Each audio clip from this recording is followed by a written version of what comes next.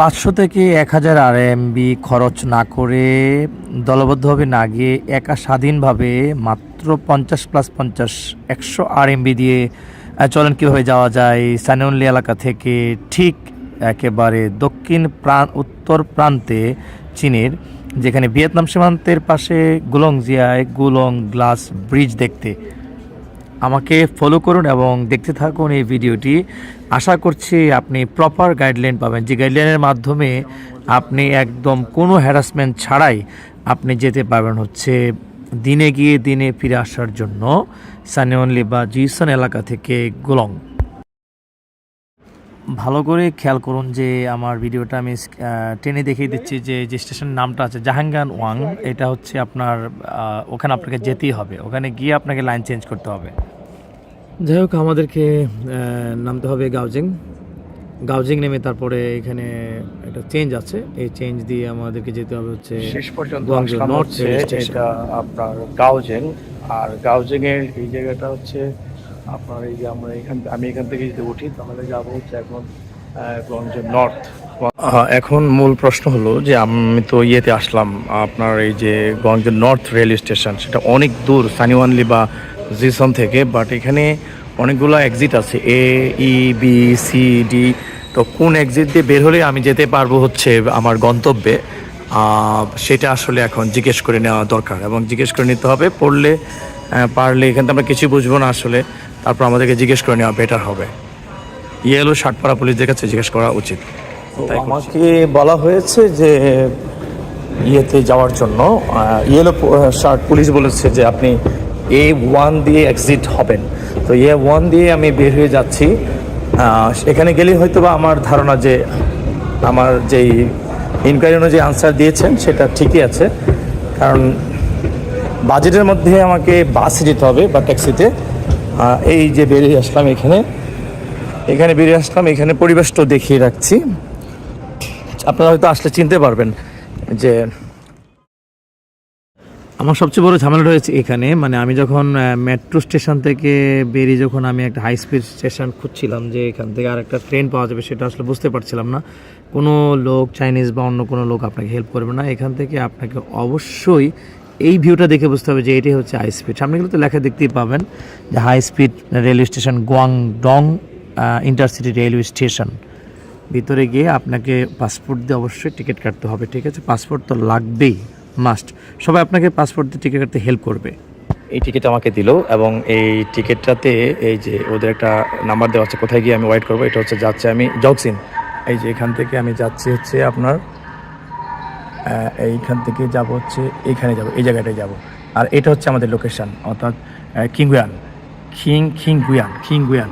But এখানে নামলেই হচ্ছে মূলত এখানে নামলে ওখানে একটা মোটরসাইকেল নিয়ে যাওয়া যাবে। তো আমি যাচ্ছি এখন উপরে ওয়েট করার জন্য, ট্রেনের জন্য, ইন্টারসিটি ট্রেনের জন্য ওয়েট করার জন্য। এই পাশ থেকে উপরে যাব।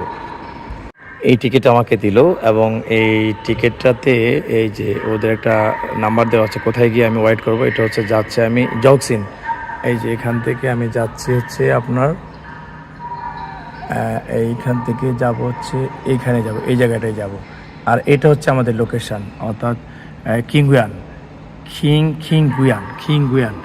বাট এখানে নামলেই হচ্ছে মূলত এখানে নামলে ওখানে একটা মোটরসাইকেল নিয়ে যাওয়া যাবে।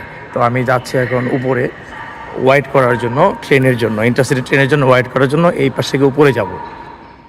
এরপর উপরে গিয়ে ওয়েটিং এরিয়া আছে, ওয়েটিং এরিয়ায় গিয়ে একটু বসতে পারি বা জিজ্ঞেস করতে পারি সময়টা কখন ট্রেনের। শেষ পর্যন্ত আমাকে একজন খুব গাইড দিয়ে নিয়ে আসছে এবং উনি বলছে যে আসলে আপনি এখানে অনেকগুলো প্ল্যাটফর্ম আছে, স্কুলে যেতে পারবেন না। আমাকে ঠিক এখানে এনে দেখিয়ে দিয়েছেন, এই জায়গাটাতে উনি আমাকে দেখিয়ে দিচ্ছেন এখানে এই জায়গাটা দাঁড়াতে হবে এবং এই হাই স্পিড ট্রেনে এখন উঠবো আর কি, আমারটা যখন আসবে। Thank you. হাই স্পিড ট্রেনের সামনে থেকে চিত্রটাও দেখিয়ে রাখছি, এই যে চিত্রটাও দেখিয়ে রাখছি। এরকমই হচ্ছে ট্রেনটা, এই যে অনেকটা বুলেট ট্রেনের মতো। হাই স্পিড ট্রেন আর বুলেট ট্রেন মনে হয় এক নয়। চিত্রটা হচ্ছে এইরকম, ঠিক আছে? ভিতরে আমাদের কোচের মতোই সিট আছে, মেট্রোর মতো নয়, different. So high speed train ছুটে চললো, দেখা যাক কেমন ফিলিংস আসে।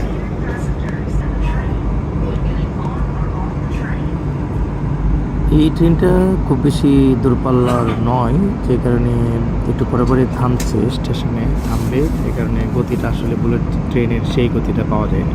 তো bye bye high speed train now climbing up পরে যায় এক্সিটের জন্য। এটা একটা প্ল্যাটফর্ম, এখান থেকে বের হয়ে আমি আর মনে হয় কোনো ট্রেন পাবো না, ট্রেন ছাড়া আমাকে অন্য ওয়েতে যেতে হবে এখন আমার গ্লাস ব্রিজ দেখতে হলে। আপনি যখন এখানে মানে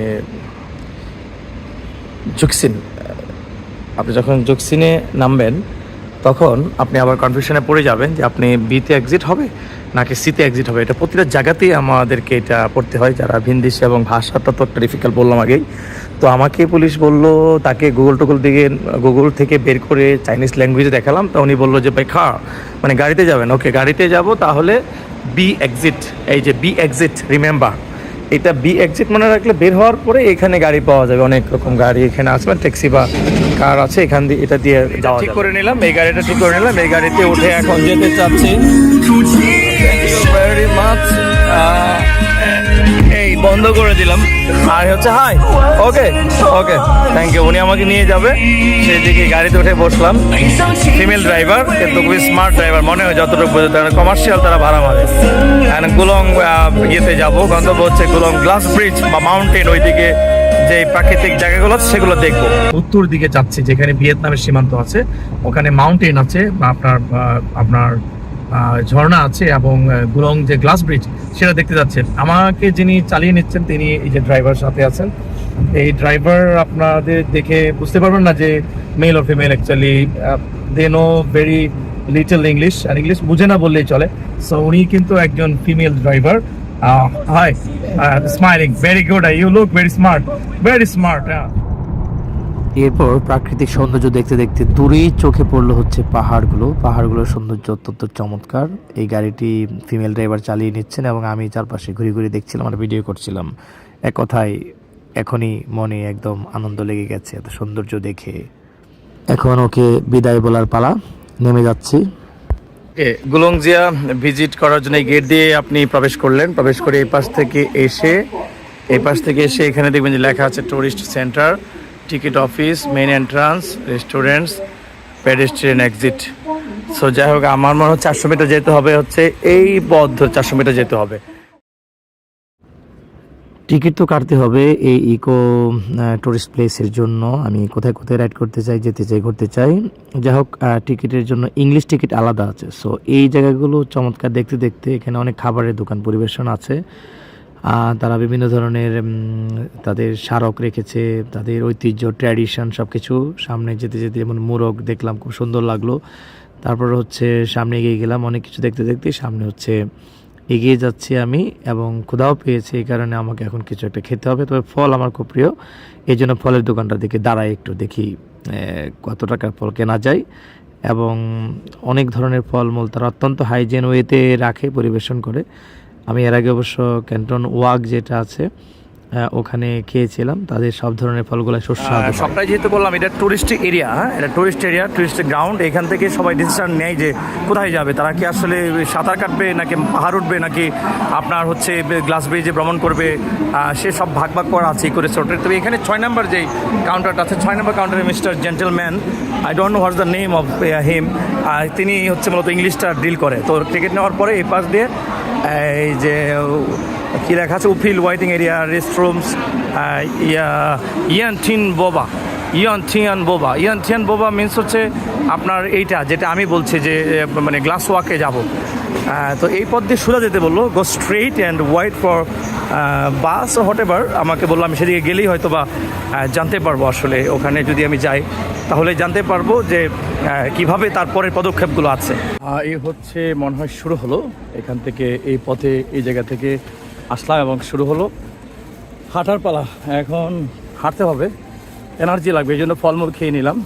দেখেন এন্ট্রান্সটা কি সুন্দরভাবে সাজিয়েছে ফুলে ফুলে, আর সব ইকোসিস্টেম, এই যে কাঠ দিয়ে করা সিঁড়িগুলা সব কাঠের করা, এটা পর্যন্ত কাঠের। তো এবার ওই যে টিকিটটা দিয়ে ওখানে পাঞ্চ করে আসতে হবে, টিকিটটা দিয়ে পাঞ্চ করে আসলাম। টিকিট আর পাসপোর্ট, টিকিট আর পাসপোর্ট এটা আপনার লাগবে। এই বাসগুলো সম্ভবত নিয়ে যায়। আমাকে যেভাবে ইংলিশে ডিরেকশন দিল, বললো যে বাস দাঁড়ানো আছে, সেখানে যাবে, যাওয়ার পরে বাস তোমাকে নিয়ে যাবে। ওই যে বাংলাদেশের ভাইয়েরা ওপর থেকে অর্থাৎ ভিজিট করে চলে আসছে, এরা সবাই বাংলাদেশের মনে হচ্ছে আমার কাছে। এই যে ওনারা ভিজিট করে চলে আসছে ইতিমধ্যে। এই পাশ দিয়ে আবার উল্টা পাশ দিয়ে নামতে হয়। এটা হচ্ছে মূলত ওদের ইয়ানটান বোবা অথবা গ্লাস আপনার গুলংজিয়া গ্লাস ওয়াকের জন্য এই পথে যেতে হবে, এই পথে যেতে হবে। এই পথেই তো দেখাই দিল, এবং দেখতে পাচ্ছেন এখানকার ভিউগুলো। এই ভিউগুলো আমাকে সব মনে হয় জীবন্ত করে রেখেছে ওরা, ইলেকট্রিক সব এগুলো, পশু প্রাণী, ডাইনোসর, ড্রাগন সব। Thank you very much. পথিমধ্যে আপনার কী কী চোখে পড়বে সেটাও একটু বলি। এই যে পরতে পরতে রাখা আছে ডাইনোসর, গোল্ডেন ড্রাগন, অন্যান্য জীবজন্তু। আর এই যে দেখেন একদমই এটা আই থিঙ্ক এটাও ন্যাচারাল না, এটা তারা বানিয়েছে। তবে ওয়াটারফলটা সুন্দর, এই দেখেন ওয়াটারফলটা অনেক সুন্দর, অনেক সুন্দর। এই আরেকটা জিনিস চোখে পড়লো, এটা হচ্ছে সংস্কার আর কুসংস্কার যাই বলি না কেন, চাইনিজের মধ্যে আছে। তবে do not put your hand in, be careful of tortoise bites. Tortoise কামড় দিতে পারে। টর্টয়েস মানে কি কচ্ছপ, দেখেন 10 টাকা 20 টাকা 5 টাকা তারা ফালাই রাখছে এখানে। অবশ্য বাংলাদেশি ভাইও টাকা ফেলে রাখছে মনের আশা পূর্ণ করার জন্য। এই যে বাংলাদেশি ভাই বা বোনেরা মনের আশা পূর্ণ করার জন্য হয়তো এখানে টাকা ফেলে গেছে, দেখাই যাচ্ছে। শেষ পর্যন্ত খুবই টায়ার্ড, এবং আসলাম হচ্ছে এই যে দেখা যাচ্ছে দূরে উপরে, ওই যে ওইটা হচ্ছে গ্লাস ওয়াকের একটা অনুষ্ঠান দেখা যাচ্ছে। এখন যাবো, এই দিক দিয়ে হেঁটে যাবো, এই পথে হেঁটে যেতে হবে। দেখেন কি সুন্দর করে তারা একদম অন্ধকার করে দিয়েছে জায়গাটাকে, একদম মানে পানির যে প্রবাহ এবং ঝর্ণা, এটা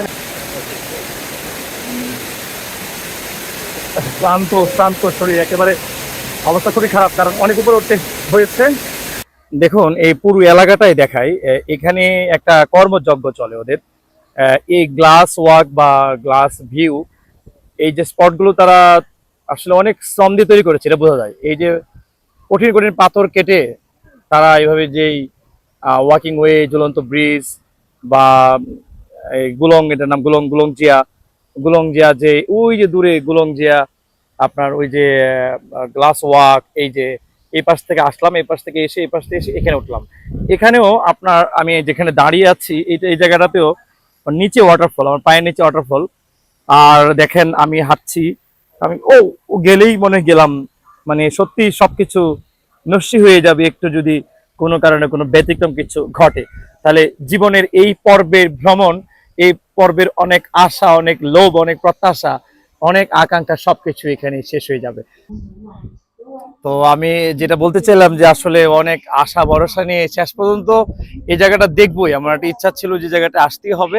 আপনারা একটু দেখেন কি চমৎকার, আর আপনারা যদি এই জায়গাটা ঘুরায় দেখান যে কি চমৎকার ভাবে সাজিয়েছে, ওখানে ঝর্ণা, আর এখানে নিচে তাকালে পরে আপনার মনে হয় যে কেউ যদি হার্টে প্রবলেম থাকে তাহলে সমস্যা হয়ে যাবে, এরকম পা দিলেই ভয়। আর কি অবস্থা, কিন্তু আমরা যারা ভয় পাই না তাদের জন্য আসলে এরকম ব্যাপার না।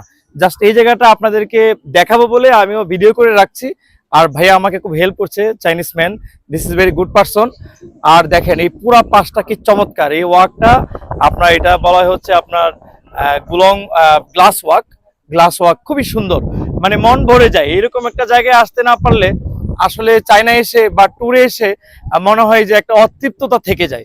এই জন্য আজকে ফাইনালি, প্রথমবার এসেছিলাম চায়না তখন পারিনি, দ্বিতীয়বার এসে মনে হয়েছে যে এই জায়গাটা অবশ্যই যাব, দৃঢ় প্রতিজ্ঞাবদ্ধ ছিলাম, এবং আজকে এই জায়গাটা ভিজিট করলাম। মানে অনেক উপরে, এটা অনেক উপরে, দেখলে মাথা ঘুরে যায়, ঝিমঝিম করে। ঠিক আছে, এটা হয়তো অন্য দেশেও আছে, আমি এখন এই দিক দিয়ে হেঁটে যাব।